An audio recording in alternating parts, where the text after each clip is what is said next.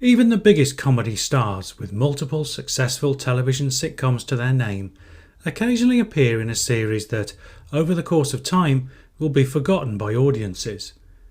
It isn't always necessarily down to a lack of quality in these forgotten series. Some are actually quite good, but simply get overshadowed by much more successful shows on that particular star's CV.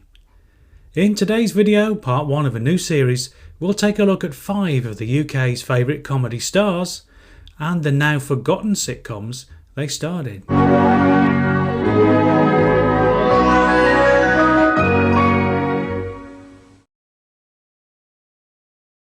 When talking of the UK's favourite comedy stars, one person who just has to be included is the one and only Sir David Jason. One of the most beloved British actors of the past 50 years, David Jason has portrayed a number of characters that have become icons of British comedy, such as Del Boy in Only Fools and Horses, Granville in Open All Hours, and Pop Larkin in The Darling Buds of May.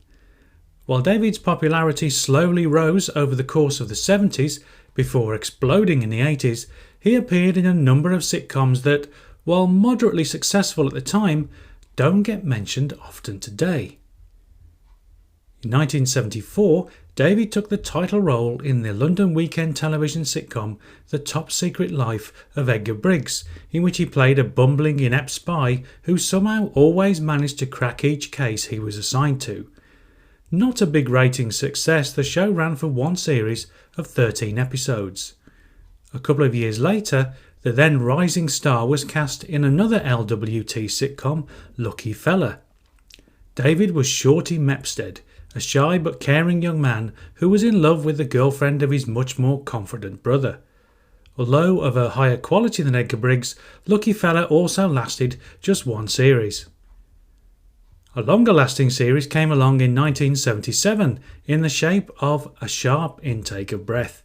Here, David Jason was Peter Barnes, a married man who was continually thwarted in each episode by red tape and petty officials, usually played by either Richard Wilson or Alan Armstrong.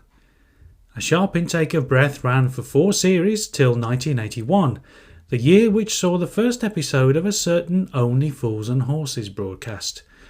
Wonder whatever happened to that show. Very much a mentor to David Jason, Ronnie Barker is arguably the greatest British comedy actor of all time. A superb performer and highly talented writer, Ronnie's acting CV contains some of the finest television comedy series of the 60s, 70s and 80s, including true classics such as Porridge, Open All Hours and, of course, The Two Ronnies. Alongside these perennial favourites, Ronnie also starred in a few sitcoms that are sadly overlooked today. Broadcast on the BBC in 1972, His Lordship Entertains was a spin-off from the sketch-based Harker Barker, which first introduced audiences to the character of Lord Rustless. Created by Ronnie himself under an assumed name, His Lordship Entertains also featured a young David Jason as the ancient and decrepit gardener Dithers. Written by Open All Hours creator Roy Clark, 1984's The Magnificent Evans followed the life of grandiose Welsh photographer Plantagenet Evans, who is engaged to his assistant Rachel. Although the scenery was stunning and Barker impeccable as ever, the character of Evans wasn't quite as likeable as other Ronnie B characters, and the pace of each episode was perhaps a little too leisurely for most viewers.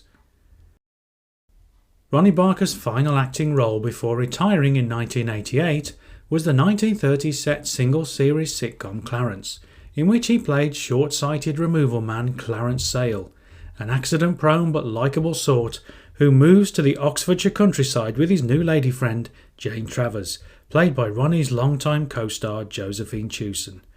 I've always thought Clarence was a very enjoyable and underrated comedy. From one Ronnie to another, Ronnie Corbett wasn't quite as prolific a star of sitcoms as his comedy partner Ronnie Barker, but still enjoyed a hugely successful solo career. In terms of Ronnie C sitcoms, the one that everyone remembers of course is 80's favourite Sorry, which ran for 7 series. However, in the late 60s and early 70s, Ronnie starred in 3 sitcoms which are almost completely forgotten today. Interestingly, each of these saw Corbett and Rosemary Leach playing characters called Ronnie and Laura, although only 2 of those shows were related. The first and most successful of the 3 was No, That's Me Over Here, created by the heavyweight writing team of Barry Cryer, Eric Idle and Graham Chapman. Much of the comedy revolved around white-collar worker Ronnie trying to elevate his status at the office, only to be thwarted at every turn by workplace politics and his smarmy neighbour, played by Henry McGee. Today, only the 3rd and final series of No, That's Me Over Here still survives, and it is available on DVD. In 1971, a year after No, That's Me Over Here came to an end, Ronnie and Rosemary Leach were back in Now Look Here.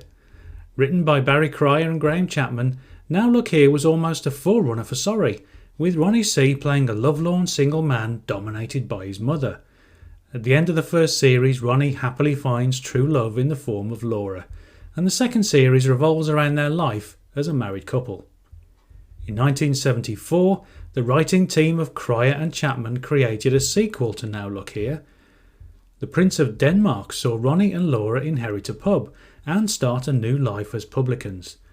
Not as popular as its predecessor, The Prince of Denmark lasted for just 6 episodes before calling time.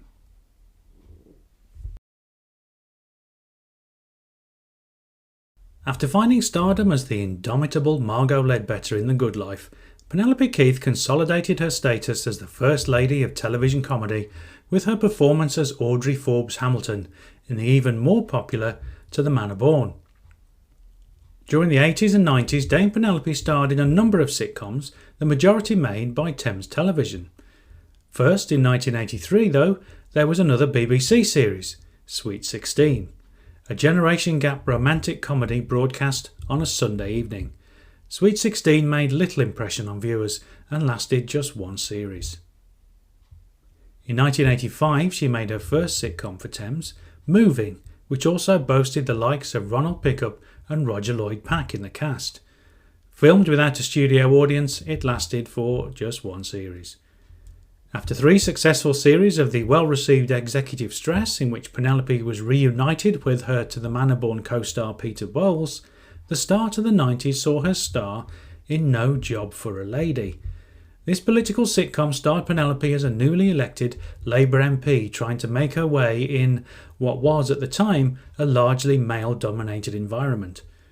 Writer Alex Shearer, the creator of No Job for a Lady, then penned another Thames sitcom for Penelope, Law and Disorder, in which she portrayed a barrister. Unfortunately, this was not a hit, and the first series, broadcast in 1994, would also prove to be the last. The following year saw Penelope return to the BBC, the home of her biggest successes, to star alongside William Gaunt in Next of Kin, a middle-of-the-road sitcom with rather a dark premise which saw married couple Maggie and Andrew become legal guardians of their grandchildren after their son and daughter-in-law die in a car crash. Not the cheeriest of stories for a primetime BBC comedy, but it proved popular enough to last for 3 series. It's likely that the great Sid James will forever be remembered for his roles in the Carry On films. However, in addition to appearing in a huge amount of non-Carry On film roles, Sid also enjoyed a very successful television career, top and tailed by the legendary sitcoms Hancock's Half Hour and Bless This House, with another huge hit, George and the Dragon, coming in between. Sadly, Sid's very first sitcom of his own, East End West End, made in 1958 while he was still appearing in Hancock's Half Hour, no longer survives in the archives, with each of the 6 episodes now completely lost. No stills from the series, in which Sid played a roguish wheeler-dealer similar to his Hancock character, survive either. Another lovable rogue came along in 1961 in the form of Citizen James, created especially for Sid by Hancock's Half Hour writers Ray Galton and Alan Simpson. Along for the ride in the first series was Sid's Hancock co-star from the radio, Bill Kerr, while Liz Fraser played his girlfriend. Series 2 and 3 saw a change in the writing team, with Sid Green and Dick Hills taking over from Galton and Simpson. Sid's character moved away from dodgy dealings to become more of a people's champion, a crusader taking on worthy causes. Just before his biggest ever TV hit, Bless This House, came along in 1971, That show's writers, Vince Powell and Harry Driver, created another sitcom for Sid, Two in Clover. Almost a forerunner to The Good Life, Two in Clover saw Sid and his mate Vic, played by Victor Spinetti, give up the rat race and move to a farm in a small country village.